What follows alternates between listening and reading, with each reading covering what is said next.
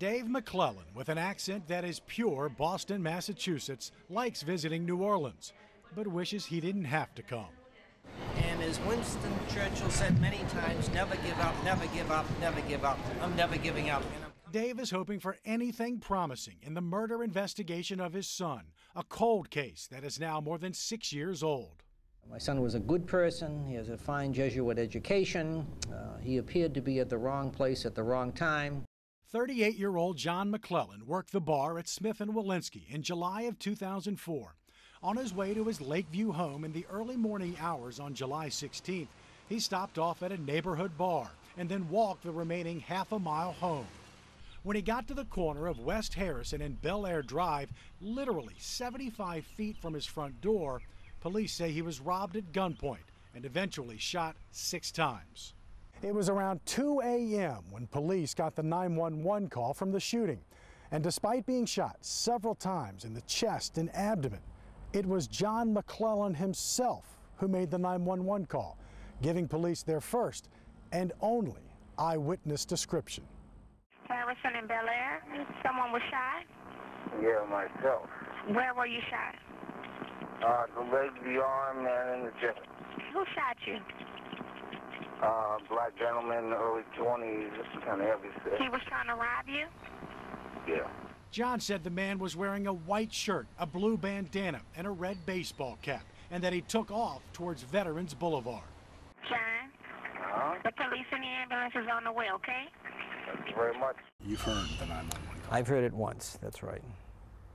And it's emotional to hear that. I was curious to make sure it was my son's voice on there. It was. John survived the shooting, but spent the next month at Charity Hospital, unconscious, until one day. He opened his eyes. I said, "Do you know who I am?" Yes. I was crying at that point. John appeared as though he would make it, but an infection sent him downhill fast, and he died weeks later from complications from the 6 bullet wounds. In the middle of a tragedy, I'm happy with the time we had to spend with him. The case is tough. The shooting happened in the middle of the night, and apparently nobody saw or heard anything. Dave initially followed his son's case from Boston, but when the leads dried up, he decided the best way to keep the case fresh was to be here in New Orleans. I have this thing about FaceTime. I don't want to be out of sight, out of mind. Sometimes it hinders you. And so every month, the retired tax manager leaves Boston and his family to spend a few days in New Orleans. I've spoken to the person who I believe was involved in the phone calls, obviously denying everything in any relation to it, to the incident. Meeting with NOPD cold case detective Winston Harbin, who believes John was not alone the night he called 911. You listen, and I don't know if the mind gets the best of you and it makes you want to hear something like possibly there was somebody there talking with him when he called it in. The increase in the reward. In August, Dave was here for a press conference to raise the reward money to $5,000.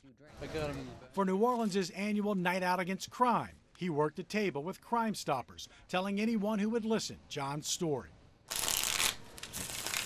Dave also convinced the Louisiana Department of Corrections to put John's picture on one of the cold case playing cards. These cards are the only cards allowed in the Louisiana state prison system, and Dave's brought flyers to nearly all of them in the state. But the rest of his time is spent walking the streets.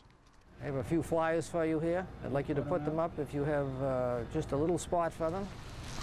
Flyers in hand, Dave walks his son's old neighborhood, making sure what happened a year before Katrina wiped most of this area out isn't forgotten. This man had patience of a saint, man. Patience of a saint. Absolutely. Well, I know the whole city's behind you, and they want to find this murderer. Do you have any suspects' names? Dave's worked so closely with Crime Stoppers over the years on John's case, he's become sort of a co-worker, mentoring other families also suffering. And he'll sit down and he'll talk to the people, letting them know, I know what it feels like, I know what you're going through. I'm looking for that answer too. But, having someone else that's been there, done that, to be able to be just a support is incredible. Time passes, but Dave believes someone knows something and will eventually talk. Luck doesn't sound good anymore. It's faith. I believe that good things will happen. But until then, he'll book next year's flights. So I'll keep coming. And if I have to come for the next 50 months, I'll be down here. A father's relentless pursuit for his son's killer. It's a lonely walk in the same footsteps his son took that night, now 6 years ago. I can't do anything else besides this.